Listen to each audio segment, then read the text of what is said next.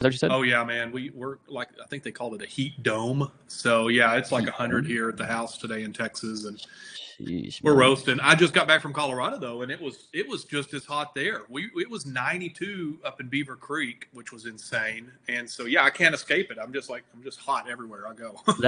That video you sent me was sick. That was really cool. You Yeah, have that like was one of those fun. self-following drones, or were you flying that? Yeah, no, it's my buddy has this new little DJI, and yeah, we just did self follow, and then we got to the top, and we're like, well, we got our golf clubs, so yeah, Oh yeah, we hit a few drives off, and yeah, I took the rover through its paces. That was kind of cool. So yeah, that's awesome. Really, yeah, really you can cool. actually see from Copper Mountain, Breck, Frisco, and Lake Dillon, all from that Webster Pass area. So it's really cool up there. Yeah, that's awesome. We've been to I went to Breck when I was like a little kid, but it's been a while since I've been up in that area. But anywho, we got some people hopping on right now. What's up, Okay. guys? David, Chris, Andrew, Mark, Austin. Good to see you guys. We have Mr. Josh Cates in the Hey, house everybody. today. Hey, hey. I mean, shoot, Josh, we can just go ahead and dive right in, guys. I reached out to Josh and asked if he would hop on today to talk about his agency, how he got to where he is, some of his strategies and processes, because what Josh may be too humble to say is that he's a freaking killer when it comes to sales. I just watch him like crush it day after day. And he works with us pretty directly. So we have a Slack channel, and I just see him like crushing it every day and telling us about what he's doing. And so I was like, man, I need to get this guy on, right?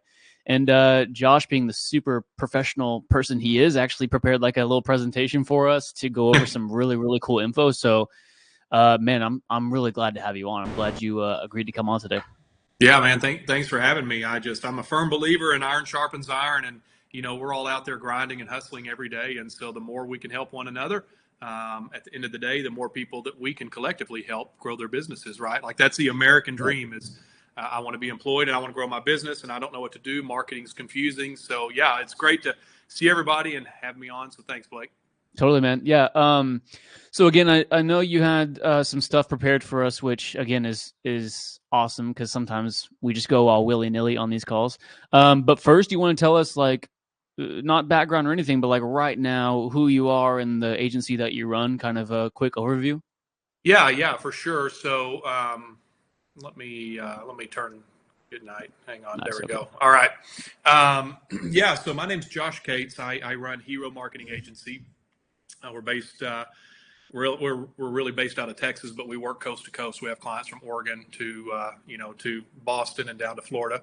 I'm also the author of The Marketing Revolution. We just published our first book in May, and this is my fifth business. So I've had four previous companies. Of those, I've sold three. One of them was in the media space, and one was in the print and magazine space. So I've been doing this a while. I think in our current form, we kind of started in 2005, and then of course with the rapid advancement of digital technology, we have altered, and I feel like literally we're reinventing ourselves almost every 12 to 18 months, and I think you guys can relate to that. So yeah, I wanted to just kind of share some things today that I hope are helpful, and some things that you guys can apply, and I just think we're gonna have a great time together. So again, thanks for having me. Yeah, for sure, So man, for sure. So again, guys, Josh runs his agency. He's run multiple businesses. He's not new to the game. So let's dive into what you got. I'm excited to yeah, see, sounds good. Tell me what if you you have. guys can see this. Okay, Sales masterclass. Yep, got it. got it. Do you want me to hit full screen here? Would that be better? It's fine either way. This is fine like this. Yeah. Okay. Cool. Yeah. So I think the first thing that I want to hit on is the why behind customer service. Because like with our team and with what we do, and I think with everybody on this call, like any influencer, anybody you follow will tell you, like, if you don't have your why behind what you're doing, I'm not saying you're not going to be successful, but you're going to struggle with the success that you want to find until you ultimately know your why. And so one of the things that I talked about in my book, and one of the things that was important for me to put towards the front of the book was, just things that have impacted me. I've been very fortunate.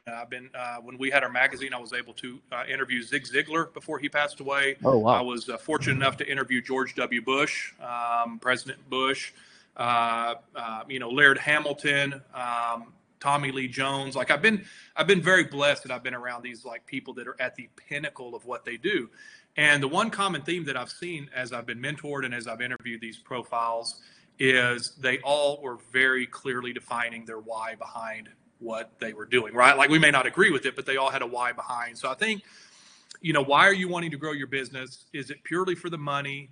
Have you defined your priorities? Have you set clear goals? And are you prepared to minimize distractions and naysayers? And I think for us on the call, that last one is like that really hits home with me. Of the 5 companies I've started, I can specifically remember with 3 of those companies, close friends saying, you're not going to be successful. Like, I don't know why. I don't understand why you're doing this. I don't think you're going to be successful at this. And so I think the first thing I want to get out there is just kind of the why behind your success and what you're trying to accomplish with your own business and goal. And one thing I want to bring up, and Blake, I don't know if this is like a open mic forum, but I don't want to just talk everybody's ear off today. So if we can kind of keep this casual and have questions fly in or people raise their hand, like I'd love to open this up to really be a dialogue as we go through this. Totally. Yeah. And so the way the whole circle live stream works is it's just me and you as the speakers, but we have the chat going, and I'm going to watch for questions the whole time. And so I'll lay up questions to you as they come in, if that's cool. That's awesome. Yeah. So a little history behind my book. Like when my first business was in the late 90s, and it was it was a first non-medical healthcare business for seniors that wanted to stay in their home. And I literally remember the guy like driving to my office and giving me a box and handing me my first cell phone. Like I'm not that old, but I'm old enough to go back and remember like when I went to the office and checked messages, and then you go out and you go about your workday. And so the whole marketing revolution is really the journey over the last 25 years of how we've seen such a rapid advancement in the way that people do business. I mean, I started out doing newspapers and print magazines, and now our agency, as it sits today, is dominant in the field of organic and paid strategy marketing. I mean, it's a complete 180 of what we've done in the past. So through that, what I have seen is the one constant is customer service doesn't change. Never does. In fact, I would say customer service and the way we treat our customers is more important today than it's ever been. In fact, Harvard recently did a study on the fact that they said in the 21st century that relationship is going to be at the core of all sales. And I think that's true. Technology is great and it benefits us, and I love that. But if you don't have that relationship and that trust with your client, then I think you're going to really struggle to find your why and struggle to really grow your business to what you want it to be. One thing that I tell our new clients when I'm talking with them is I say, I'm a very transparent person, because I said, if I'm transparent and I can build a relationship through that transparency, then I can build trust. If I can build trust, then you're going to follow our processes and procedures. And if you do that and you trust our process, then you're going to create both business and personal life change that you're not going to believe. And we've seen that. I mean, some of our recent case studies, we've grown businesses from 10 to 18 million that were acquired. We've grown businesses from 16 to 34 million that were acquired. We've got a client right now that we are literally doubling their revenue each month. They're bringing on more team members. They're helping their community. They're, fulfilling their personal goals. And so when we know our why and we know the reason behind our success, it's unbelievable to watch what it can do in other people's lives. And I think that is like, and I'll get to this later in my slide, but that's like the golden rule, like do unto others as you want them to do unto you. And can I ask a question about that real quick? Yeah, absolutely. First of all, I agree with what you said about like moving into the 21st century, and there's the Harvard review about it, but people crave like authenticity and realness. Like if you think of the way everything's going with like AI and chatbots and like all this stuff, there will come a time where you don't know if you're talking on the phone to a robot or a person. People are going to want like in-person sales, like real sales, because it's just they're inundated with too much tech and too much automation and stuff. But anyways, what you said about knowing your why, I'm curious, you as a leader of a team, leader of a company, does you knowing your why trickle down to your team? Do you have very like defined company values and things like that are centered around your why and then trickle down to your team? Yeah, we sure do. And we've seen that empowering our team with that why and empowering them with our mission and values has created an extremely consistent and cohesive approach to how we handle our clients. And in doing this for almost 20 years, we've kept over a 90% client retention rate. So we've seen the benefit of this, and we've seen the benefit of hiring extremely talented people. I love that quote from Donald Trump that says, as soon as I started growing, I tried to get the absolute best people I could afford for the roles that I was weakest in. My mentor told me in Colorado years ago, don't work on your weaknesses because you'll just have strong weaknesses. And so when we can take our philosophy and our why behind what we do, which at the core is a customer-centric approach, then I think you'll just be shocked at how quickly your business can grow and how well you can serve your customers because you're doing it for the right reasons. Yeah, that's great. So sorry to sidetrack you, but wanted to ask. No, it's good. It's good. So, some kind of technical things I want to touch on. So I think probably a lot of people here are using Go High Level. I kind of had to force myself to use this. I think one trap we can fall into is I'll just keep it all up here in my head and it will be good. But until you put processes and procedures in place that you can trust, it's going to be extremely hard to grow your business into 7 figures and beyond. Yeah. So for us, the lead sources, the way we track those, and the response time is absolutely critical to our success. So one of the tips that I would give you guys on this call, it's something that we've done and it works very well with our sales team, is within 1 to 15 minutes of receiving a lead, because our lead consists of qualifiers, right? So before they come in as a lead, our advertisements on our landing page qualify name, email, phone. Are they the decision maker? Are they, in fact, in the industry that we're marketing to? And more importantly, what is their monthly income? Because we want to make sure that they're a candidate for us. So what we do is when a lead comes in, I stop and I record a personal video message to that lead. What I have found is that humanizes the lead extremely quickly. It humanizes me and it humanizes our sales team to that lead. And you guys will be surprised how many times that person will send a video back like, hey, I'm Nick, and that's really cool that you did that. I love that I instantly know who I'm talking to. I'm out in Florida, you're down in Texas, and that was a really cool thing. So, text message is great. Calls are great. I love all of that. Those are skills that you have to master. But if you just take that little extra step and save their number in your phone, mark them however you want and send them a little personalized 30, 60-second video, man, it goes a long ways in starting that relationship off on the right foot. That's awesome, man. Steven just asked the question that was already in my head. I'm guessing you have to send that through your cell phone, not through GHL? I do, yeah, because here's the thing that we're doing, and I don't know, I don't know if this is right or wrong, but me and my sales team do all of our outbound calls through our cell phone. So here's what we do is when a lead comes in, I use GHL and I do say, hey, this is Josh or Aaron or whoever. I'm going to be calling you from my 830 number. So when you see this come through, this is me. I'm also going to send you a quick text. So I don't blindside them. I let them know it's coming. And boy, that tactic has worked extremely well. So for us, it's a multi-prong approach. That's cool because they get this, what they probably know is an automated text, but the text is like, hey, you're going to get a message directly from the owner's cell phone. And so it's like that extra touch to it, but this whole thing of treating every single lead like gold and treating every single lead like a real human that you want to talk to. I mean, not to toot my own horn, but every single new member that comes into Agency Collective, I send them a personal voice note and try to spark up a conversation with them. And that goes a long way, It does. It does. Paul asked, Ian asked, no automated text. So yeah, there's an automated text that goes out right away that says, hey, by the way, be looking out for a text from our owner. It's going to be an 830 number, whatever. That's right.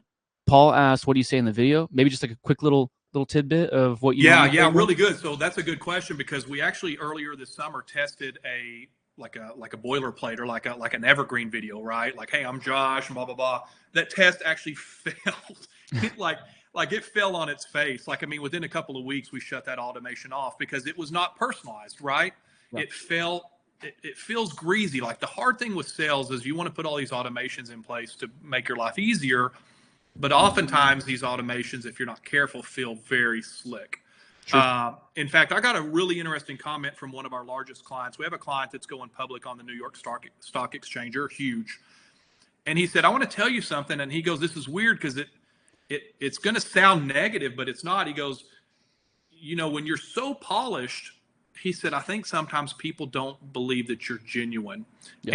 And, I've worked very hard at my craft to become polished. And so I think when we put out evergreen videos, it feels too polished and people don't believe it. So what I say in my videos is, if Blake was a lead, I'm just like, hey, Blake, this is Josh. I took a minute to look up your website.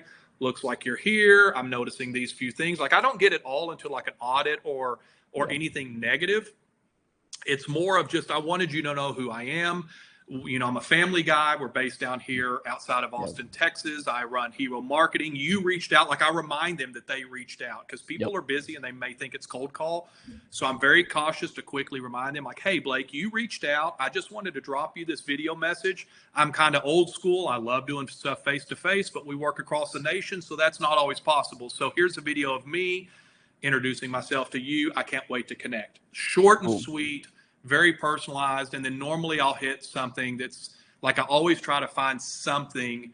So like, we just landed a client in Columbus, Ohio. And when we had our magazines, we franchised across the nation, and we had a Columbus franchise. And so I was able to say, hey, I actually was in your market years ago. We had a franchisee up there with my magazine, Living Well. And I love that area. I love this, and I can't wait to meet you. And so I try to personalize it without being cheesy. Some kind of foot in the door, some kind of rapport building commonality, right? Something. Something. Like one guy recently had he had A&M on his profile, and both of our daughters are Aggies attending the University of A&M. And so I was like, hey, I see you're an Aggie, gig 'em. My daughters are freshman and junior at A&M. So that was cool to see that on your profile. And it's just, I think, like, some of the stuff we do, like, I never want to appear that I'm disingenuine, because I'm not. Yeah. Like, I really want to get to know this person and say, if we can add value to your business and your life, then that's like the coolest thing in the world that anybody can do for a profession, is add value to another person. But there are also businesses we meet with that I'm like, we can't help you. You're either in your own way, or your business is in a position that we're not able to help you. So these are not all pie in the sky. There are plenty of these that fall dead and fall flat because they're just not going to be ever candidates that we can help. Yeah, totally. Paul just said in the comments something that I do as well. I will intentionally do some of the text like lowercase, so it just seems more organic and real. Last question before or I guess maybe a couple questions before we move on. Yep. Chris wanted to clarify: you're contacting every single lead that comes in, whether they book a call or not, automatically, right? You're contacting everyone. Yeah. So actually, because of the sector that we work in, we don't actually see a lot of booked calls. We actually see a lot of leads that are interested.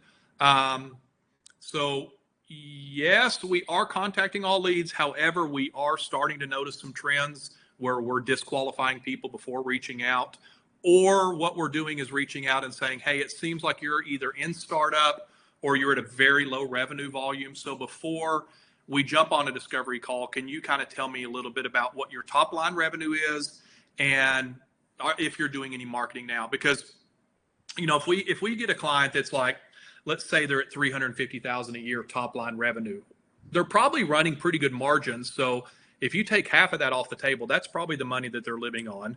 And then they have their cost of goods sold and their operations and their overhead. So I'm not going to take a client that's doing $250 or $300 a year and go throw a $4,000 or $5,000 package at them, because it's a waste of time for everybody. So that kind of leads me to my next point here of like, how do we prepare and set an agenda for the client? So the first thing that we're going to do is we have several checkpoints. This is our HVAC playbook. So this is a document we've prepared to provide initial value to the client. It's something we use and something they can use. But I'm going to take just a few minutes when a lead comes in, and I'm going to research. I'm going to, first of all, I'm going to look at if they have a Gmail instead of an agent, instead of a business email. That's going to be a red flag to me. Just honestly, it's 10 times out of 10 is going to be a very, very small company if they don't have an email associated with their website.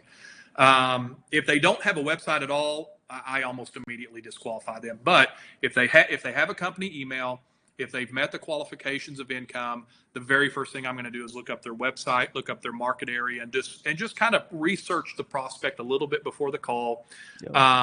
Build that rapport like I talked about with that video, and then set the agenda for that discovery call. There's going to be some specific questions that my team and I are going to want to ask. And then active listening, man.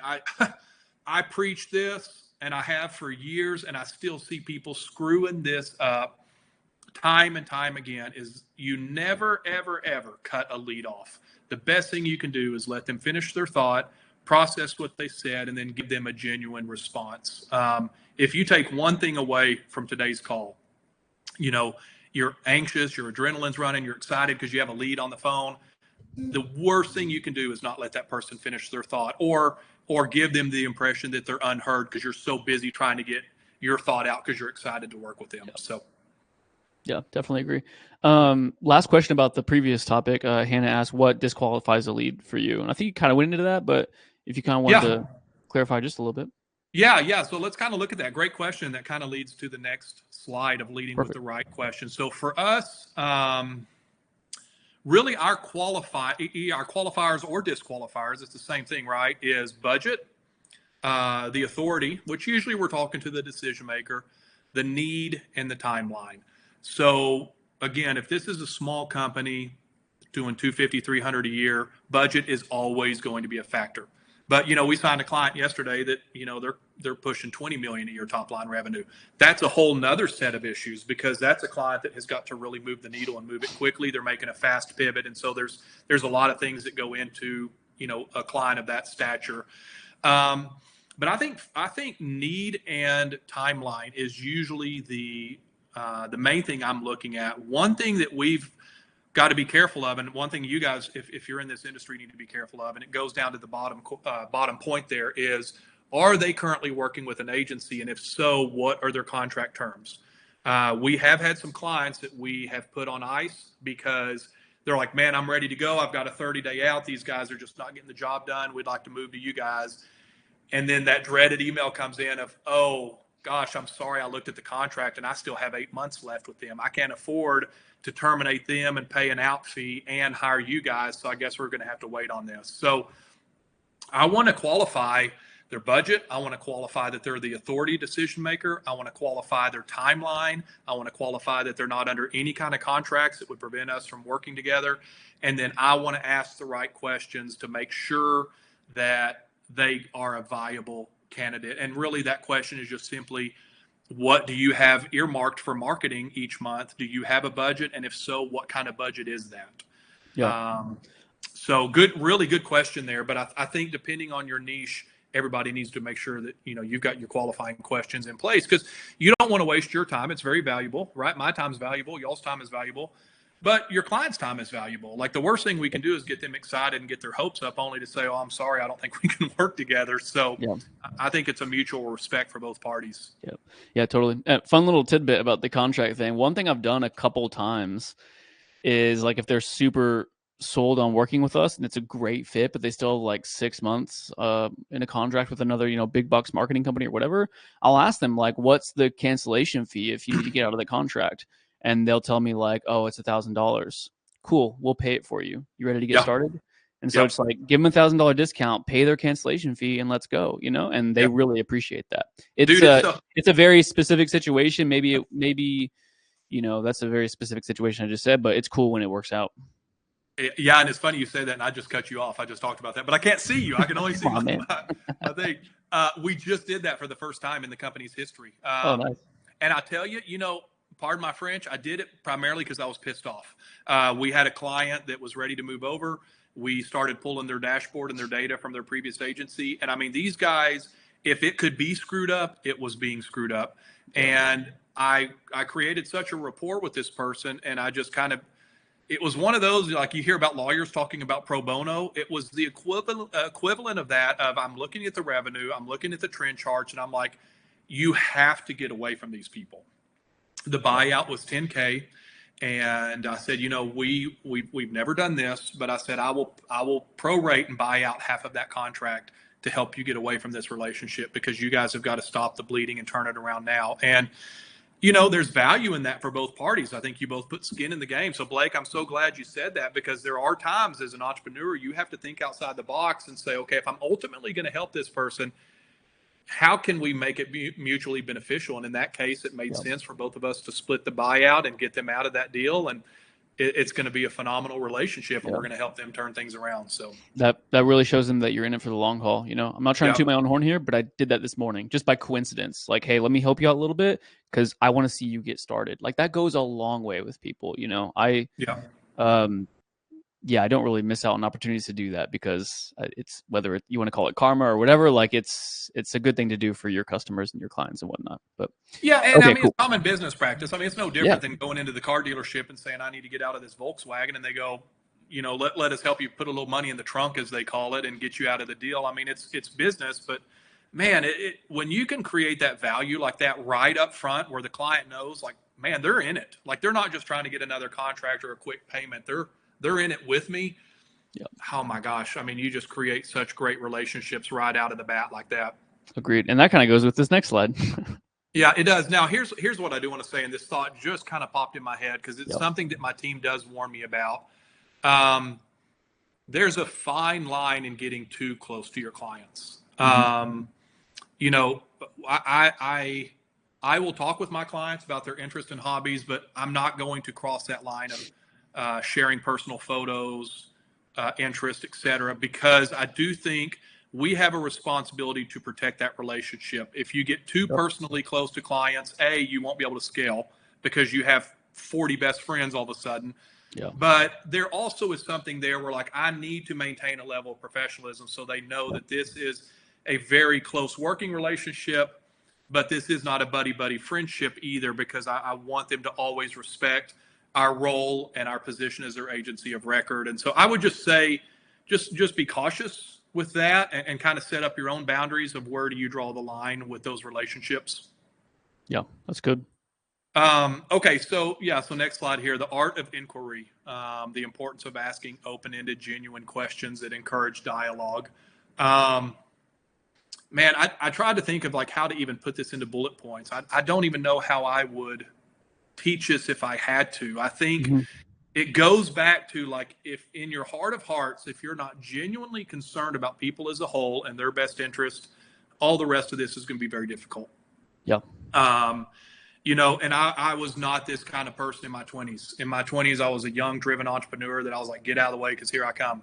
And I think for me, this is just something that's developed personally through raising two girls, through being married, through having life happen. I think as you get older in business, you see things that are like, man, that was just really not cool or not fair, or boy, that really sucked. And it does open up an empathy and an understanding to situations. So one thing I would say is, when crappy stuff happens or when things hit you kind of right between the eyes and you go, man, that sucks. Yeah, it does. Like, take it on the chin and let's move on and learn from it, because what it's going to do is it's going to make you a better entrepreneur and a better business owner, because you're going to have some stuff happen to you that you go, okay, now I can relate. When my client that we had to buy out because they were in a bad contract, I've been burned. I know right where she's at. And so I have empathy for understanding, let's help you get out of this because I know this is hurting professionally and personally. And then don't be afraid to build those relationships. Don't be afraid to broach the fact that you're going to help them personally and professionally. That's one thing I focus on a lot. Is I'm not just here to help your bottom line. I'm here to make you a better business owner or Yep. president or CFO or whatever your role may be.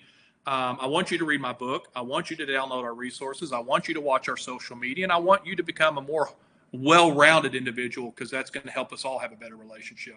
Yeah, definitely. I want to Um, comment on what is it okay if I comment on the first point on the slide, going back because I yeah. thought it was really, really good about like asking open-ended questions and making sure that the even like an intro call in a sales process has some authenticity to it, right? I see a lot of agency owners get on an intro call and they'll try to follow a script and they'll ask very close-ended questions like, okay, so what's your revenue right now?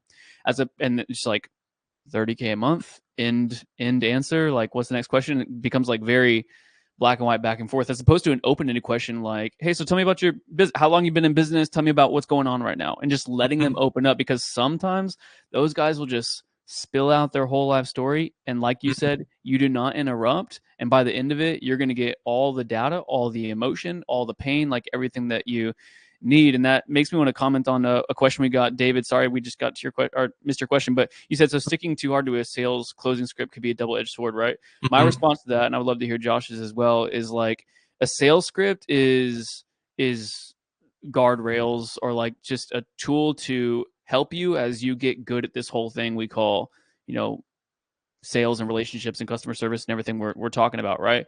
The end all Mm-hmm. be all is to have an authentic conversation with another business owner about exactly where they're at and hearing them for, you know, who they are and where they're at, and then asking the next logical questions that take into consideration what they just told you, right? So of course we have scripts and we have bullet pointed things like asking about their recurring revenue, what have they done for marketing, you know, what's the opportunity cost of not fixing this problem, like all this stuff, but Mm-hmm. doing so in a way that Josh is talking about where it's authentic and we're truly like letting them speak and putting them first, right? Mm-hmm.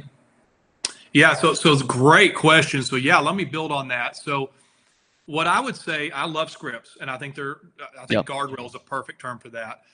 What I've always found interesting as kind of a technique is I actually still keep a script up. And what I'll do is towards the end of the call, I'll say, if you don't mind, I just want to kind of reference. I want to make sure I've covered all of the questions that I know are important to both what we're doing and what you're doing. So I don't have a problem at all getting deep into a conversation and then towards the end pausing and saying, hey, let me just, if you don't mind, let me refer back to I wouldn't say script, but let me refer back to my notes and just make sure we've covered everything we've discussed. The other thing that I think we all need to be reminded on is if these people didn't have a problem, they wouldn't be a lead. Like nobody's calling me going, Josh, I've got it all figured out, but gosh, is there a way I could be doing it better? Even this $20 million company, here's my pain point. Here's what I need to fix to continue my growth trajectory. Are you guys the ones to do that? Yeah. So they're calling because they've got a problem. And sometimes those problems are big, deep cuts. And to Blake's point, they're going to open up and talk to you. Let them talk, man. Let them talk, because that builds that relationship. You genuinely hear their heart. And if you hear their heart and let them talk, then you can truly get to the bottom of if you can solve their problem. And if you can, then that adds to that last point of adding value. Like find at least one, like every client we have, whether they're 30 months or 30 days in, or whether they're 3 years in, how can we add value to this relationship? And an example of that would be like, let's say a client comes in on like our local Google package, but we know that they have issues with their website. We're not going to ignore the issues. We're going to say, hey, this isn't really part of your package, but this is an area that we think is hurting you to capture new clients and leads. And we're happy to do this as ad hoc and help you and reduce the rate.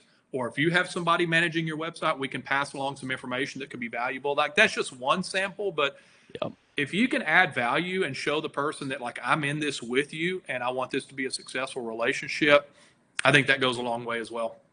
Yeah. Totally agree. Yep. 100%. Yep. And then the final thing. So you talked earlier about our core values. I mean, Yeah. we love our customers and we love what we do and why we do it. I tell people I'm a businessman that happens to have a marketing firm. The whole reason I even got into marketing, I was in healthcare and then I was in oil and gas. Like I was in the furthest thing possible from marketing. But when we sold our healthcare business, everything in my last 20 years led up to the simple point that I loved people. When we sold our healthcare business, which is still in business today, which I'm super proud of, it's like, gosh, how old would it be? Closing in on 30 years old now, 27, 28 years old. I was on the board for a large elder service provider, like a nonprofit. And I said, we're doing a really piss poor job educating our elder population and their parents. People don't understand probate. They don't understand finances. They don't understand healthcare. Like everything was changing, right? Like you didn't just go to a nursing home. Like you could go to your home. You could go to a residential home. You could go to assisted living. Everything was changing. And I said, we should really do a resource guide and help people, right? Let's help people. We love people, so let's help them. They're like, we don't want to do that. I'm like, okay, well, I'm going to go start a magazine. Well, that magazine was profitable in month 1. By month 3, we had 4 magazines in the Dallas-Fort Worth Metroplex. By year 3, we had 10 franchises. And by the time I was acquired to sell it very early on, we were at 35 franchises. All because of the idea that we loved people well and we wanted to help our community. So that still sticks with Hero Marketing today. We love what we do. We love our people. We love our team. We're authentic, we're dedicated, and we're creative. I think the other thing too is we talked about this is having a clear purpose can drive excellent customer service. It's the golden rule. Treat each other like you want to be treated. When somebody pokes you in the eye, and I've been poked plenty of times, don't poke back. Go back to my point of what can I learn from this and how can I protect myself in the future. Some things that have really stung us over the years have also built us into a very powerful company because we say, okay, how does that not happen again? Yeah, that's great. So, yeah, I'd love to take some more questions on that point. Yeah, I don't think any questions on that point. I think we're caught up on questions, I believe. Yeah, we're caught up. Cool. But that answers my question from earlier about the culture and about the trickle down of your values to your team and your company, right? Yeah, yeah, yeah. It's the backbone and the core of what's made us successful. You know, we've been a seven-figure agency for years, and just have a great portfolio of clients that trust us. We're spending a lot of money, and they trust us to spend it with discernment and authenticity, and get results. So, yeah, I think I'm hopeful that these things are helpful, especially to people Yeah. that are maybe newer into this industry. It's a great industry to be in. I love it. I don't think it's going anywhere. I think, you know, people were so fearful of AI, and you know, if you look at the Google core updates and some of the stuff they're putting out, they're penalizing it so heavily with websites and marketing that I think the human touch is not going anywhere anytime soon. Yeah, totally. And even if something like that, something new does come into the market, it just means that it's new and it's people don't understand it that much because it's new. So that's like a reason why they need professionals more, not less. You know what I mean? Like how to Yep. navigate this whole SEO thing where there's all this AI and everything going on. Like they need us more now, right? Um, anyways, I think we do have a question. Mark says, "Do you express your agency's core values to your prospects at any point on your calls?" Yeah, I do. I express our core values, and I'm very transparent about just personally who I am. I'm not soupy about it. Like I'm not going to lead a conversation with I'm married and have two kids and they're in college. Yeah, Um, you know, I think at every conversation, there's a different point that you can tell somebody needs something from you, and that's an art that you have to just through being on a lot of sales calls you learn. It's sometimes it's a minute into a call, sometimes it's 20 minutes into a call. But I'll give you an example.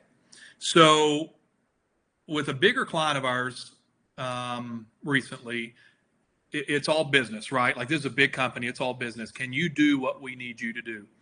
But my gut was telling me that on our second call, towards the end of the call, this guy had already been with a couple of big agencies, and I'm not saying we're small, but you know we're not 100 team members either. And I said, let me leave you with this. I think that you are frustrated because what I've heard is you've told these big agencies, like your account rep or whoever, this is what we do. They haven't listened. They've taken your marketing in different directions. And so we've kind of already proved that big is not better. And I said, I think the one thing you want to hear from me is that I'm the founder. You come to me. The buck stops with me. You'll be talking to our co-founder. You'll be talking with our director of digital strategy. You'll be talking with our web developer. Like you provide an immense amount of value to us as an agency. We're going to provide that value back to you. You're not just another number with us. And I think that's exactly what you are looking for personally and professionally. And he was like, yes, it is. And we're going to have, you know, we've just signed, we're going to have a good relationship together. So I don't lead in like, hey, we're hero marketing and these are our core values. I more weave it into the yeah, conversation when I feel like the person is wanting to know a little bit more than just our technical expertise. Because you can glaze somebody over really quickly yeah, with audits and quality scores and visibility scans, like all the stuff we do, right? And they're yeah, like, okay, I'm going to sleep now. yeah, So 100%. yeah, so I just try to weave in what I can where it makes sense without getting sappy or too personal. Yeah, that makes total sense. Ian asked a question about kind of qualifying leads, like you were talking about earlier. He said, as a newer agency owner, should I be strict with my leads like you, like 300K plus revenue? They have a website, they have a professional email. Like as you're looking at leads as they come in. Mm-hmm. I think it all depends on your price point. So, like right now, what we've seen is we've got a really cool entry level price point of 850 for a very small client. But then we kind of jumped to like 3K. And what I'm finding is there's this really interesting middle ground of like, if we had something for like 2K or 2250, it would be an awesome little bridge to get a business like 6 months or 12 months down the road and then leapfrog them into bigger packages as they grow. So like for us, I'm not necessarily disqualifying and writing these people off. I'm going back to that. Okay, what can I learn from this? Well, what I'm learning is we have this segment of clients that have a need, and we don't have a product to fulfill that yet. And so how do we do that? Well, the only way to do that is get our cost of goods down. And so we're looking at some opportunities right now where we can offer like that $2,250, $2,000 package to say, this isn't everything you need, but this gets you started.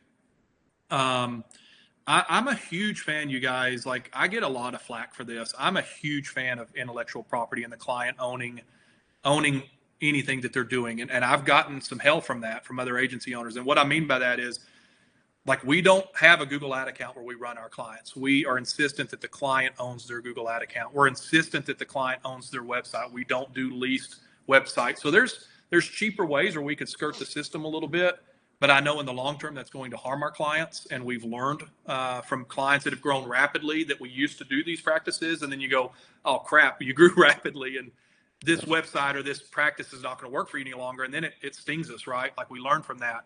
So for me, I think it's seeing an opportunity. Like, that's the ultimate goal of an entrepreneur, is if there's a need, how can I fulfill that? So that's what we're working on right now, buddy, is saying, I don't want to disqualify these leads. I want to find out, how do I get them into a space where we can help them, but I've got to get my cost of goods down on a couple of these services, and we're working on that right now.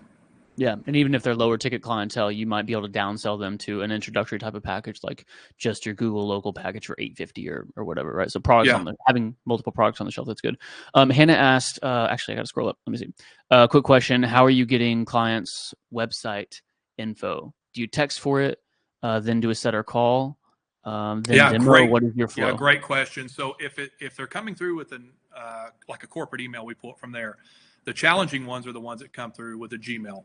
And you're like, okay, I don't know who this person is. So what I'll typically do, Hannah, is if I get a lead, like let's say I get a lead and it's like, ben.smith77@gmail.com, and they give a phone number and they give like, I'm doing $30,000 a month. Okay, well, that's roughly $350 a year.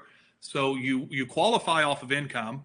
You qualify because you gave me a phone number, but I don't have anything to know. I don't know anything about your business. So what I'm going to do is I'm just going to do a quick Google search. I'm going to put their name in. I'm going to put the industry that we serve, and I'm going to look at that phone number, and I'm going to put in that city and state. And 99% of the time, it will pull up a Facebook or a LinkedIn or a website or something where I can find them. And then it's funny because I'll usually talk to the lead. And I'll go, hey, I got like a Gmail from you. Like, oh, I didn't want to share my business address until I knew you were legitimate. So keep that in the back of your mind, is that they're still qualifying you, and sometimes they won't throw that business email out right at you. They are going to throw and I do the same thing. If I'm vetting something, I'm going to throw my Gmail out before I throw out my market, like a hero email.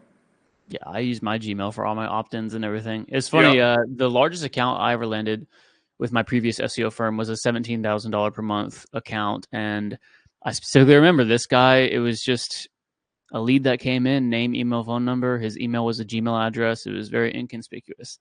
Called the guy. He's like this very successful business owner who owns these 3 home service companies and ended up being our largest client. So yeah, you can't write them off just because they don't have a professional email, right? Yeah. But everything else you said is well. And let me say something else there too.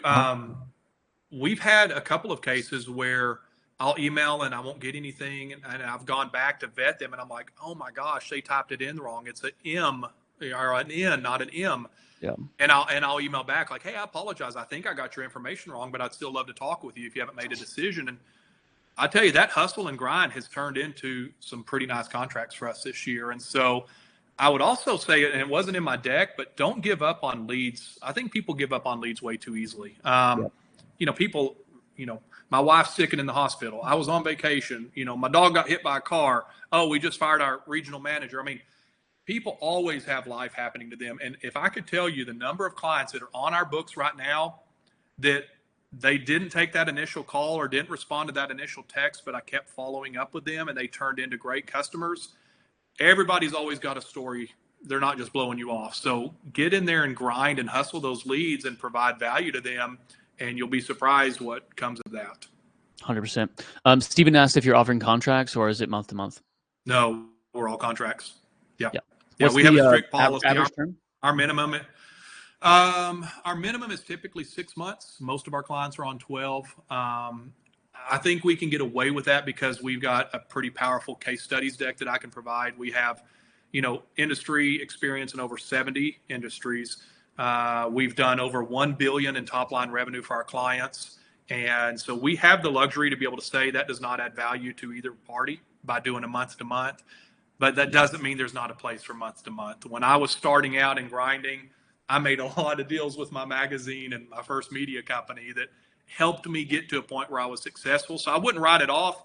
But for us personally, we're not set up to do month to month. We're set up to do long-term contracts because since we're offering some pretty hefty services, we're usually in the red the first couple of months. And so we need that long-term to get back in the black and realize a return. And then also it's too easy for the client to go, I tried this for 30 days and it didn't work out. And I'm like, we haven't even left the starting blocks. So give it just a little bit of time first before you make a quick snap judgment. Yeah. Agree with everything. Austin asked, how do you price your services in general? Man, gosh, good question. So I talked a little bit ago about getting our cost of goods sold down. So that's a fine balance for me, is making sure we have quality vendors and quality internal team members to truly be able to fulfill the promises we're making and truly be able to move the needle without it overcosting the client and without cheapening the service to the point that nobody does any good with it. So kind of what we've done over the years is, first of all, we've started focusing the last couple of years on one or two specific niches and just really learning those inside and out. And then what we do, our packages are currently broken down by revenue. So if you're under 1 million, we have like some a la carte packages or a la carte services. And then we break it down from 1 to 5 million a year in revenue, 5 to 15, and then 15 and beyond. And the reason it's broken down like that is we've worked in this sector enough to know these are kind of the milestone points for businesses. And so then we price our services according to a mix between what we know they need and a percentage of their top line revenue based on industry average for what they should be spending for marketing in their industry. And we're continuing to fine tune it. And the other thing that we do is we do offer military discounts. That's good. I like that. And it's good to go over with them like, hey, here's kind of an industry standard of what most people in your space at your size are spending. It's like, hey, you see like, John down the street who's like crushing you. Like, here's one of your competitors. They probably do this much in revenue and they probably spend 6, 7, 8, 9% on marketing. So they're probably spending X amount per month, right? Right. Like giving them some kind of yardstick to go off of, right? Well, and the other thing too, you'll notice as you scale is if you're customizing all of your packages, you can't keep up with growth. Like there is a part of this game that's a churn and burn. Like, I don't mean that to sound bad, but like if I have 20 people contact me this week and they want proposals and I'm custom building every proposal, that's not helping anybody. True. So we look at like our co-founder is a CPA and a state auditor by profession. So that guy knows data and numbers. And so we're constantly every year doing an audit of our clients and going, what are they spending on average? What were their metrics on average? And how do we continue to fine tune that number to get to a point where we say, this is a very fair price for where you are for the services that you're getting. And that method has worked great for us because I can send out proposals quickly and then you're either in or you're out. It gives me a little fluctuation if I need to negotiate a deal, but we try to, not go into custom proposals. That just doesn't help anybody. Yeah, I agree. Productizing and making sure everything is put a pricing sheet together and be transparent with it and share it with your clients. That's the best thing you can do. 100%. Yeah. Mitchell asked, what percentage of your leads are inbound versus outbound prospecting? So we made a huge shift in our agency about 2 years ago. I started getting tempted into doing that consulting gig where you get paid really well, but you remember I only have so many hours in the day. Yeah. So for us, one big pivot we wanted to make in our agency is through paid media and paid advertising, driving an immense amount of prospects that are interested and qualified to our door. Surprisingly, our website's not ever really been a source of leads for us. It's been a lot of referrals and word of mouth. So when we shifted to the model of driving inbound leads through paid advertising, it's been a game changer for us. So right now, literally almost everything that we're entertaining are people that are coming inbound after seeing one of our advertisements or videos. Cool. Awesome. Let me see. Who is next? Hannah said, do you follow up with Do you follow up via text slash text videos mainly, or call, or both? So if I call and they don't answer, I'm immediately sending a text video introducing myself. Hey, this is Josh. Just saw you came in as a lead. Thanks so much for reaching out. I can't wait to learn about your business. I can't wait to learn about what's bothering you. Remember, if they've got a pain point, let's address that. Let's not try to avoid that, because that's the reason they're calling. So if I call and they don't answer, I'm sending a text video immediately. And then I'm also sending my V card. So I'm saving their number and I'm sending my virtual card of like, here's my face, here's our address, here's the link to my new book on Amazon, right? Like, let me like throw something out at you that we kind of know what we're doing here. If they do answer and we have a great conversation, then I will still typically follow up with a text video. But of course, the dialogue is completely different. Hey, thanks so much. As we talked about on our phone, we're going to perform a free audit on your business. We want to kind of see where you're struggling online. Here's my information. I'll be emailing you later today. Give me 48 hours and then we'll schedule a Zoom call. We'll meet each other online and then we'll go through the audit together and I can show you areas of opportunity. So that's one thing I haven't touched on yet, but one thing that we do as an agency is we do pull an audit. We have some software, different softwares that we subscribe to, and we will pull audits because I want to make sure that we can help them. Like, you're telling me you have a problem, but I need to confirm what that problem is. It's like, if I just go to the doctor and he gives me a shot and he never diagnoses what my problem is, I'm going to be really concerned why he gave me a shot. Same goes for us. Like, I want to know technically what the issues are, and then I can really help you with a remedy of how we're going to turn that around. So we're looking at their Google Business Profile, their visibility scans, their keywords, their website, and if they have paid media, then we're doing an audit of their paid media accounts. So we're looking at kind of all their core outreach products and how they're performing in the marketplace against their competitors. All right, that's good. Couple more questions before we go to that. Can we go back to the inbound lead thing? And I know I told you before the call in Slack, I didn't want to toot my own horn with Agency Collective and all that stuff, but in regards to paid media, you're following the same. I'm saying this to encourage everyone here, but you're following the same processes that we talk about here in Agency Collective, right? Mm-hmm. Yes. This has been the best relationship I've formed in a decade, easily. Love it, man. Yeah. And guys, don't look at this as like, oh, we're an established business and we don't have any risk. There was big risk taking this opportunity to say we're going to invest in because we rebranded. We had a name that we ran with for years, and we just felt it was time for a change to more closely align with our business. So we did a rebrand, stood up a new website, stood up the landing pages to go high level. Like, I sunk some cash into this, and really, It was a calculated risk, but it was a risk. And it has just, not only has it paid off financially, that's great. That's what you want to do, is be a profitable business. But the coolest thing is I now have like these unbelievable business owners all across the nation that are like, you're actually helping our business. Like, I had one guy that called from Oregon and he goes, dude, my wife and I just put a down payment on our dream house because my business is growing to the point we can financially do that. And I can point right to the leads that are coming in from your work. Like, how that is like the coolest thing ever. That's like, awesome. Yeah. Like, we helped this guy build a business to buy a house for him and his wife. Like, that's the coolest thing in the world you could do for somebody. So, but yeah, we're following, your advice and your professionalism to a T, and my gosh, it is just reaping massive benefits for us.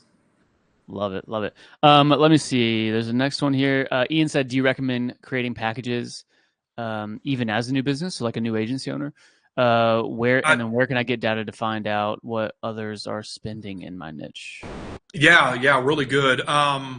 I think that's where you kind of need mentorship of an agency, like a more established agency. I do recommend building packages right out of the gate. It helps you qualify if somebody can afford or not, and it helps you not stumble around the fact of, oh gosh, I don't know what I should, what should I be charging? And then the other thing too, like, I'm constantly hammering our CFO every quarter, what were our margins? Like, I want to know before I ever sign a client, what are we going to make on this? Because I have seen people that they get into business for themselves, they start signing clients, and then they look up and go, oh my gosh, I'm running a 12% margin. I cannot continue to operate at this pace. And then you're stuck because you're in contract and you made promises to your clients. And so, yeah, I definitely recommend, getting with a mentor or somebody that's in the space that's bigger than you and starting to figure out, what should I charge and what value am I adding If you're new to that, your rates may need to be a little bit lower because you're still learning the industry. But absolutely, I love having a pricing sheet and I love being very transparent. We don't put it on our website, but we are going to talk about it pretty openly with our clients when we review our proposal deck. Cool. Love it. And if anyone needs a recommendation to an agency mentorship, I got a good connection there. Y'all just let me know. Mitchell asked, do you have any overseas employees? No. Okay. No, In-house, that's right? another thing. I'm not saying that's wrong. For me, let me back up on that. Do I have any overseas employees? No. Do we use overseas for graphic design services? Yes, and I'll tell you why. Because we're churning so much content. I have a service, and I'm happy to tell you what it is. But we use a service called Penji, Penji, and the only reason why is we have one client that has 8 properties, and the amount of creative that we need is astronomical. So what I like is that we can work all day, and then the overseas team picks up at night and works all night. So other than Saturdays, we have a 24/7 schedule. Am I going to outsource overseas SEO, paid media, content creation, blogs? No, that's all done by our in-house team, and we span between California, Texas, and Colorado. So yeah, that's a personal decision for us. I'm not saying it's necessarily right or wrong. Mm-hmm. It's just for us. That's the way we like to operate. Love it. A couple rapid fire questions. Mary said, who are you using to generate your audits? You said there was a software, right? I wish I could tell you there are multiple softwares, and that is run by our co-founder and his team. So I should know that because I'm the owner of the agency. But that is, I am not a micromanager. I like to empower my team, and our co-founder has been a part of this business for 20 years. So that is purely his department. I know one of the ones that we subscribe to that he loves is SEM Rush. And then some of the stuff is customized proprietary things that we have in place that we know to look for. But I don't know all of the things he's using specifically for visibility scans and those kind of things. But I know he's using SEM Rush and some other things specifically for site structure and keywords and how Google is currently viewing the site and indexing the site. Cool. And I'm putting some recommendations in the chat as well. SEO Minion is a Google Chrome extension that lets you audit on-site optimization like live when you're on a call with a client. Mangles as a good search volume keyword research tool, or keyword search volume tool. SEM Rush, like you said, and then Ahrefs is good for like full scope audits and whatnot. Let me see. I think so. Here's the thing. Let me talk on that real quick before we leave it. I like giving myself 1 to 2. Well, we have to give ourselves 1 to 2 days because we're so busy. But like, I don't want it to look like, oh, this is super easy and I can do this in 5 minutes and fix your problem. I just heard a really great quote the other day, and it's like one of my favorites ever. And it said, if you're like an experienced business owner and you can get something done in 5 minutes, the person is not paying for 5 minutes of your time. They're paying for the fact that you can do something in 5 minutes. Like one thing I'm exceptionally gifted at, because I've really refined this craft, is I can come up with a name and a domain and a logo and a brand for business pretty quickly, like within a few days, like from nothing to an awesome brand that we can go run with, cross-reference the name with the Secretary of State, get the domain, build the logo, and launch. You're not paying for me to do that in 2 days. You're paying for the fact that I have the skills and I have crafted myself to be able to do this in 2 days. I think the same goes for the audits. Like I want them to perceive the value in, I'm going to take the time, I'm going to invest in my team, and we're going to put some hours into this so we understand your business needs in great detail before we talk again. And boy, that's by me putting my money where my mouth is and investing in them first, it creates a lot of value in that relationship that I'm willing to do that. And then if it's a good lead, I'm going to grab a copy of my book here, The Marketing Revolution, which it's a thick book. And I'm going to open it up. I'm going to sign it. I'm going to stick it in a custom box. I'm going to mail it to their house. And that has also been a great piece of value because the whole book is intended to be something you can read and become a master at marketing a business. So those are the things that we do that work well. That's really cool. And that kind of lives off the motto, like give away the wisdom, charge for the implementation, right? It's like, hey, here's everything. Like, here's what we know. You want to go do it yourself? Go for it. If you want us to implement it for you, like, here. By the way, the quote you talked about a minute ago, I've heard that too. Like, yeah, I'm not charging for um, the 10 minutes is going to take me to implement. I'm charging for the 20 years of experience, right? Yes. Yeah. That's really, You really said it good. better than I did. Yeah, it's a really cool quote, right?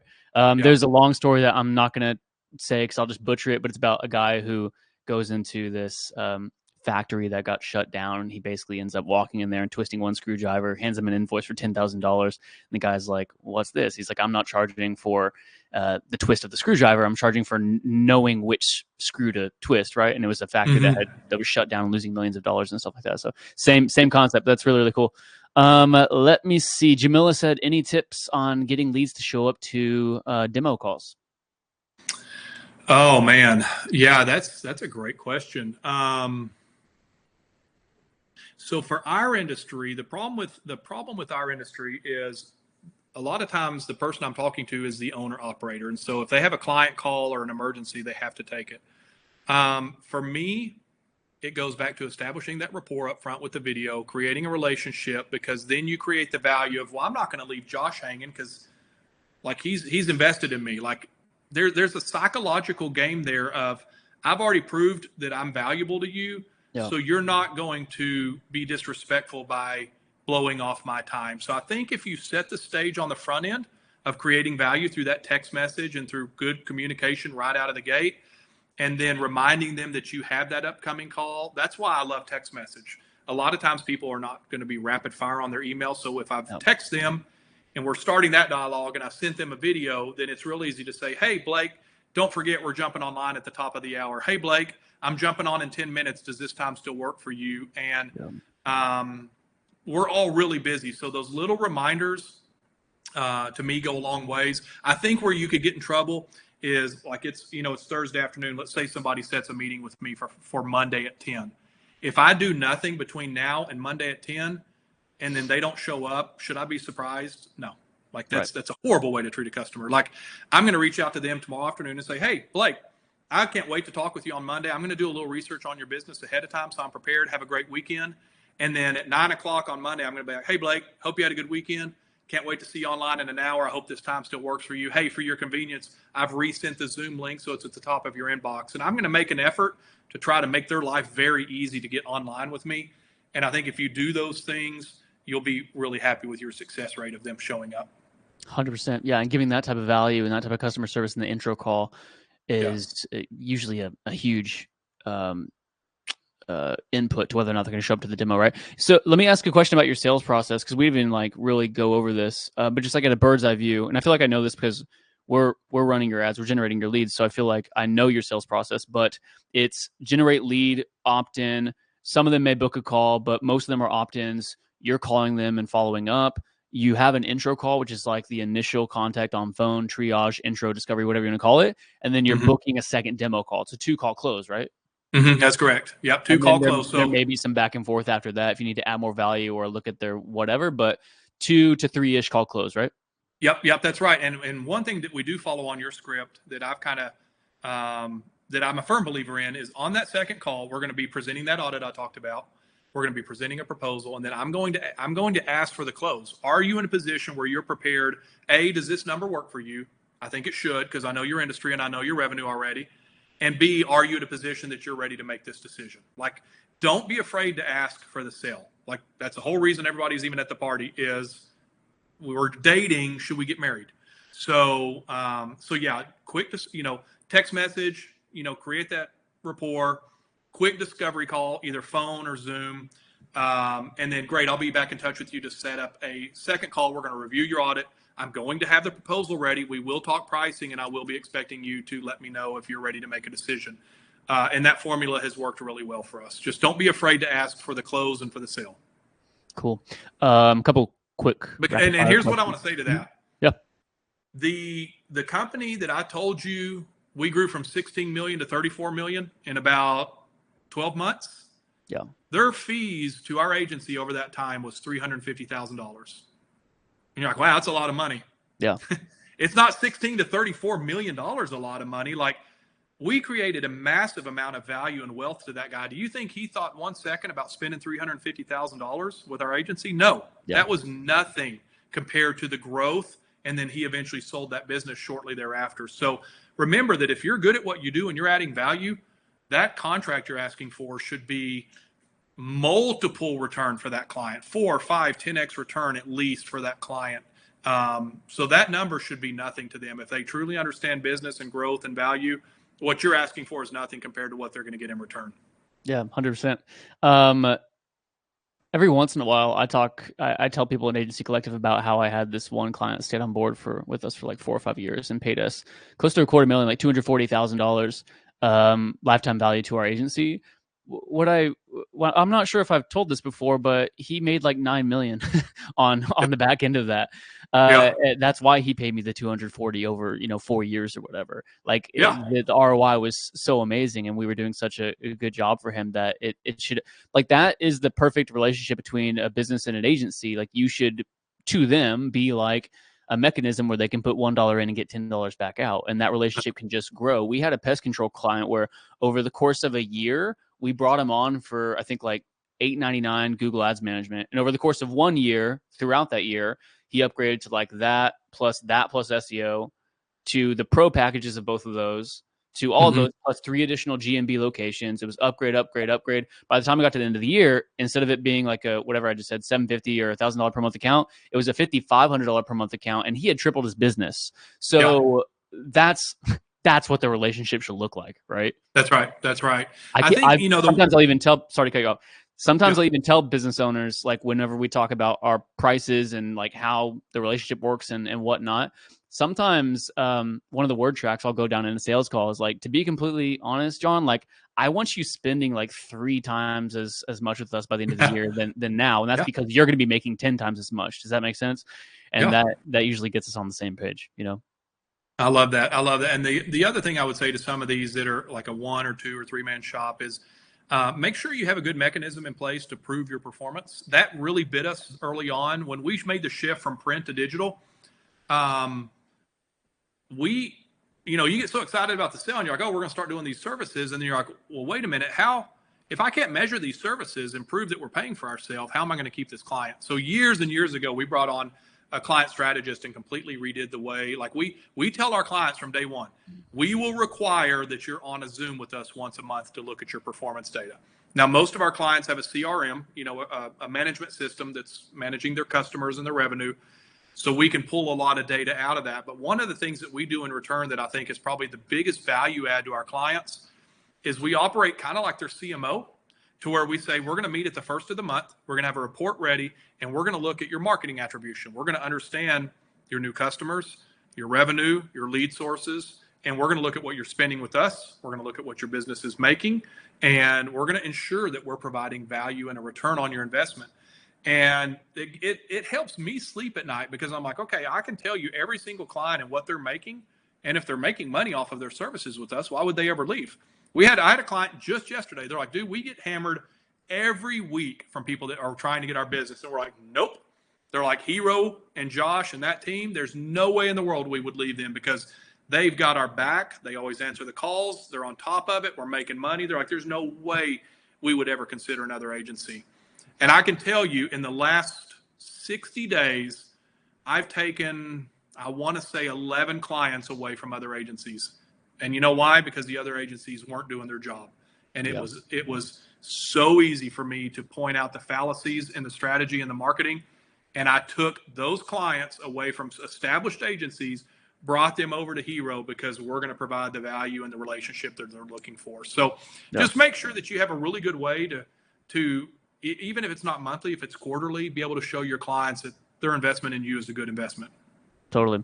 That big account that we landed, I told you about, this was a couple of years ago, $17K per month account. They came from another agent, one of those big box agencies that owned their website and produced crap results and didn't really care about, bad with communications. And it was just like, hey, well, this is what we do. This is what we're going to do for you. This is how we take care of you. And, people want to feel like they're doing business with people who care about them, right? We're over time, and I want to respect your time, so I can rapid fire the last few questions at you. But on behalf of everyone, like, thank you. This has been super valuable, and thank you for hanging out a few minutes over time as well. Oh, this is fun. I love this. Really appreciate it. Okay, we can rapid fire these. Hannah asked if you know, like, your average closing rate. Right now, just off of our paid inbound leads, we're running. I'd have to look because we just had a couple close this week that probably put us up at about 12%. Okay. However, there is an asterisk with that.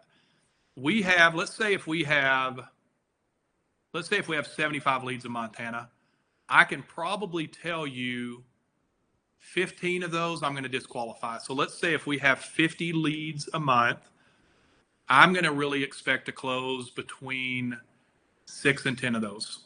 Okay. I would like it to be higher, but there's extenuating circumstances. You're like, well, gosh, if you're leaving, let's say 40 on the table, but there's always something. There's always something with these others. They're under contract. It's the wrong time. Something just happened in their business. But I think like 10 to 12% close rate for us is good. And again, it goes back to my point earlier of we're running 6 and 12-month contracts.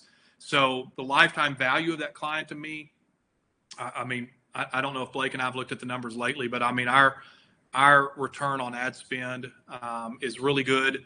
But that's us personally. We like to run about a 10 to 12% return. Yeah. And I will toot my own horn again just a little bit, but we're running all of Josh's ads. And again, I'd say that to encourage you guys because we're using the same process as we teach here in Agency Collective. And I don't know if Josh is willing to share like the amount of MRR you added, but it's crazy. It's like really crazy. And one other thing I wanted to mention really quick, you mentioned like a 12% closing rate. So you're talking about 12% of all leads, not 12% of like conducted demos, right? Or am I wrong? I'm talking 12% of all leads. Okay. I mean, Gotcha. So your closing demos, rate on conducted sales calls is probably higher, probably a lot higher. Oh gosh, it's 60 to 80%. Yeah. I mean, yeah. I'm not going to talk to somebody that I don't think our team can help. That goes back to my original point. Like my time is very valuable and my team's time is valuable. And so of the people that we actually talk to and send proposals, yeah, I'm expecting to close 70, 80% of those.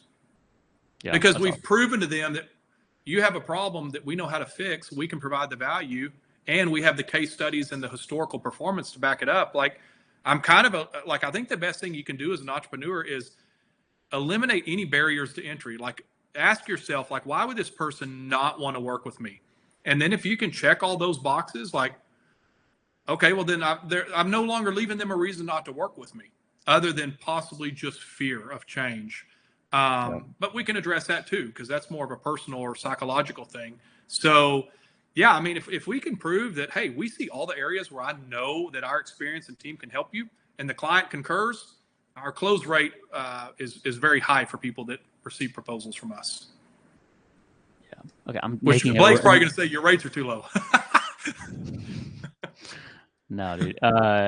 Again, I'm not sure if you're willing. I'm sorry. I'm trying to type. I'm telling everyone that, hey, by the way, the recording will be posted for everyone because people are talking in the chat right now about like who took notes. Can we get notes? Because like this has been super valuable.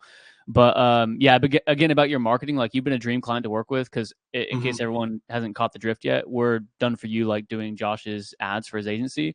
And he's been a dream to work with because he's so on the ball with the lead management side of things. And that's exactly why I wanted to get him on the call today to talk about that. So yeah, man. Yeah, when you said 12%, I was like, no, I know Josh, he's not talking about 12% of calls. He's talking about 12% of all leads that come in. That's right. And you use this process where it's customer service, it's being authentic, it's meeting everyone where they're at, sending custom videos, et cetera, et cetera. So like by the time you actually get, and then this is after the discovery call, by the time you get to the demo call, it's like we're like, you know us by now. Do we want to move forward and grow your business or not? That's why you have such a stinking high close rate on that side of things. But on our discovery call, I'm bringing in other team members, and so they're meeting the rest of the cast, and they're like, "Oh my gosh, like this is a cool crew, right?" Like I tell people like every day, like check your ego at the door. Like I have zero interest in your ego or what you think you can do because there's always going to be somebody better than us. But for the clients we serve, when they meet the rest of the team, and they're like, y'all are all the same. Like you just want to be, you're just a cool team. You want to do cool stuff and you want to help people and you want to help me. That's the deal. That seals the deal right there. Like I can only do so much as the founder, but the rest of my team, they're so awesome. Our co-founder's so amazing that once they meet the rest of the team, they're like, this is like nothing I've ever worked with. This is a no-brainer. Let's go. Let's get to work. And then what we do is all of our proposals are sent out through DocuSign. We just try to make the process as easy as possible. All of our onboarding documents are most of them are digital. We use Asana for task management because we have a lot of things moving around, so we don't ever want to drop the ball. And so we try to make it extremely easy on the client. Here's one thing I'll say this. So Yep. I showed you guys the HVAC playbook, right? Like I had this brilliant idea, like I'm going to do this awesome playbook. It's going to be a condensed version of my book. It's going to be an interactive PDF. I'm going to send it out to people and they're going to be able to assess their own website. They're going to be able to assess their own business and really make decisions. I have not had a single one of those stupid playbooks returned. And what that tells me is they're like, Josh, look, the whole reason we're hiring you is we don't know this. We don't want to know it. We don't have time to learn it. We don't have time to mess with it. That's why we're hiring you. So just remember, you're an integral part to that team. And don't, understand what your client does and doesn't want to do. That's like the biggest thing for me is like, what do they want to do? They want to go see their customers. They want to run their staff. They want to hire and fire. They need to lease trucks. They need to move buildings. They don't need to be trying to figure out SEO and marketing and web. That's what they're trusting us to do. So, yeah, 100%. Cool. Well, we'll go ahead and respect your time and wrap up right now. But man, it's been a pleasure to work with you. Can I just ask? You don't yeah. have to give numbers unless you want to. But in regards to the ROAS side of things, like what has your return been on ads? Do you think like multiple? We haven't run the numbers this month. I think probably what I'm comfortable sharing is we'll close out this year with a 6-figure MRR. So just for if people aren't familiar with that, that's monthly recurring revenue. Yeah. So a 6-figure MRR increase. Yes. Yeah. Incredible. Yeah. Incredible. Yeah. We will if we stay on our trend going into 2025. This will be a 7-figure relationship. That's awesome, man. Super, super cool. And thank you for even sharing that because, well, first of all, you just shared like 80 golden nuggets back to back. So we appreciate everything, man. But yeah. 6 figures worth of MRR added in one single year is nuts. Congratulations, man. Yeah. And I think I have to qualify that with like an average customer for us is between 4,000 and 10,000 a month. Yep. So, before you start thinking like, oh my gosh, it's like 100 customers, it's really not. It's like 15 to 18 really awesome customers, just because of where our price point is in the market. But which has to do with your positioning and everything you talked about previously. Your positioning, your ability to meet the market where it's at, like that allows you to charge what you charge, along with your professionalism and your team and results and everything. Yeah. Like when we do our Christmas party at the end of the year, we talk numbers and we talk bonus, but you know what I talk about the most is we have 35 awesome new friends across the nation that are trusting us with their business. And that to me is like, that's the coolest thing in the world. Numbers are great. Yes, you want to be profitable. You want to have a good business. I've got 2 girls in college. It's not cheap. So I have to be profitable. Everybody has to be profitable. But, when you can say we've added a portfolio of amazing moms and dads and business owners and people across the nation that were hurting, and now they're not hurting as much because they have really clear tactics and strategies to win more market share, then I think the sky's the limit for where we can go from here. Yeah, totally. And Blake, also remember, I intentionally throttled my businesses over the years because my wife and I was that guy. I'm like, one of my goals when our girls were born is like, I will never miss a school or a sports event.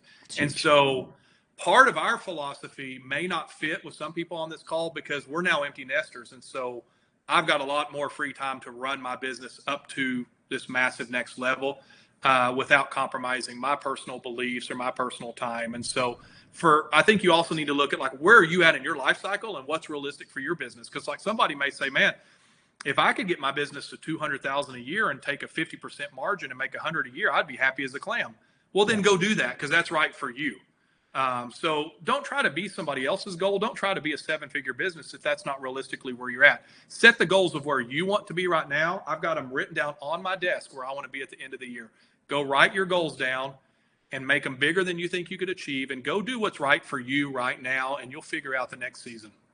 That's right. That reminds me of the morning codex and everything we talk about in the mindset part here in AC. But man, your values and your focus on relationships has really served you well. And we can kind of close it out with this story, but it's funny, Josh, when you and I started working together, you were about to make a rather large investment to start working with us at a higher consulting level where we were going to build up. It was a large investment, right? And I remember getting a ding from my sales guy, and he was like, hey, here's this guy, Josh. He's awesome. He wants to get going with us, but he wants to meet you first. I was like, cool. Like, is he in Corpus Christi? And he's like, no, he's going to drive down. So like Josh Yeah. wanted to drive down and meet me for coffee before we even did business together. And we did. And like, that's how you do business, just all about relationships. And it's awesome. And it served you really well. And I can appreciate that as someone who I would like to say I do business in the same way. I respect Yeah. people's relationships. And so that's great, man. Thank you so much for your Yeah. time today. This has been Yeah. incredible. Yeah. Yeah. This has been a ton of fun. I hope that I've added value to everybody on this call, and I so appreciate you having me. So yeah, make sure we get this recording. This is super cool. I love Yep. doing this kind of stuff, and I appreciate all the great questions from everybody. It was a fun day. Absolutely. Guys, the recording will be posted at the latest tomorrow evening. Thanks so much again, Josh. Really appreciate you. Everyone have an awesome day. I'll see y'all later. Thanks. Cool. Bye. Bye-bye.